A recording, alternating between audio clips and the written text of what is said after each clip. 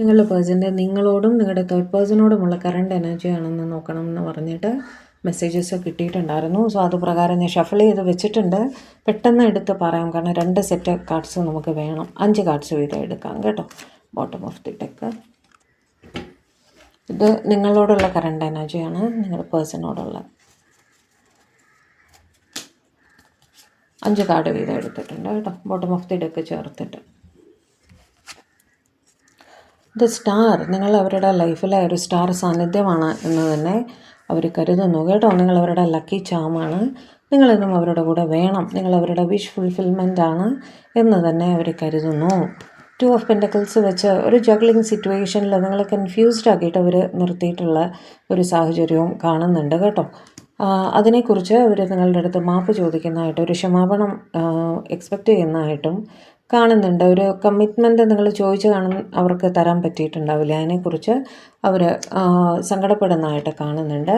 4 of pentacles വെച്ചിട്ട് നിങ്ങളെ പ്രതി പൊസസീവായിട്ടും പ്രൊട്ടക്റ്റീവായിട്ടും അതേപോലെ എന്താ പറയുക പൊസസീവായിട്ടും തോന്നുന്നതായിട്ട് കാണുന്നു കേട്ടോ. 6 ഓഫ് കപ്സ് വെച്ച് നിങ്ങളെക്കുറിച്ച് വളരെ നൊസ്റ്റാൾജിക്കായിട്ട് ചിന്തിക്കുന്നതായിട്ടും കാണുന്നു അവിടെ. ഓക്കെ, നിങ്ങളുടെ ഇടയിൽ നിറയെ മെമ്മറീസ് ഉണ്ട്. അതിനെക്കുറിച്ചൊക്കെ ഇവർ വളരെ കാര്യമായിട്ട് ചിന്തിക്കുന്നതായിട്ടാണ് കാണുന്നത്. ഇത് നിങ്ങളുടെ തേർഡ് പേഴ്സണോടുള്ള കറണ്ട് എനർജി. ഒരു കാർഡ് കൂടെ എടുക്കാം.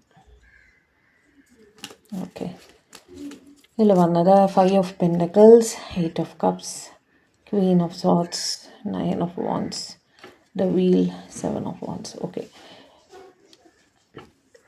ഇവിടെ തേർഡ് പേഴ്സണും ഇവരുടെയും ഇടയിൽ ഈഗോ ഇഷ്യൂസ്, ഈഗോ ക്ലാഷസ്, വാക്ക് തർക്കങ്ങൾ, സാമ്പത്തികമായിട്ടുള്ള ബുദ്ധിമുട്ടുകൾ എല്ലാം ഇവർ ഫേസ് ചെയ്യുന്നതായിട്ട് കാണുന്നു. സ്വയം റെസ്ട്രിക്റ്റ് ചെയ്തൊരു മതിൽ കെട്ടി അപ്പുറം നിൽക്കുന്ന പോലെയാണ് തോന്നുന്നത് കേട്ടോ. ഇവർക്ക് ആ ഒരു സിറ്റുവേഷനിൽ നിന്ന് മൂവ് ഓൺ ചെയ്ത് പോയാൽ കൊള്ളാം എന്നുള്ള ആഗ്രഹം വളരെ കാര്യമായിട്ട് തന്നെ ഉള്ളതായിട്ട് തന്നെയാണ് അവിടെ കാണുന്നത്. ഈഗോ ഇഷ്യൂസ് വളരെ തീവ്രമായിട്ട് ഉള്ളതായിട്ട് കാണുന്നുണ്ട്. ഓക്കെ, എന്ത് തന്നെ ആയാലും സിറ്റുവേഷൻ മാറി വരും എന്ന് അവർ ചിന്തിക്കുന്നുണ്ട്. കഴിയുന്നിടത്തോളം ആ സിറ്റുവേഷനിൽ നിന്ന് മുഖം തിരിച്ചു നിൽക്കാനാണ് ഇവർ ശ്രമിക്കുന്നത് കേട്ടോ. ഇഗ്നോർ ചെയ്ത് നിൽക്കാൻ ശ്രമിക്കുകയാണ്, അഡ്ജസ്റ്റ് ചെയ്ത് നിൽക്കാൻ ശ്രമിക്കുകയാണ്. എന്ത് തന്നെ ആയാലും അവിടെ തേർഡ് പാർട്ടി അവർക്ക് വേണ്ടപ്പെട്ടവരാണ്. അതുകൊണ്ട് തന്നെ ചില കാര്യങ്ങൾ ഇഗ്നോർ ചെയ്ത് മുന്നോട്ട് പോകാം എന്നുള്ള രീതിയിൽ ചിന്തിക്കുന്നതായിട്ടാണ് കാണുന്നത്.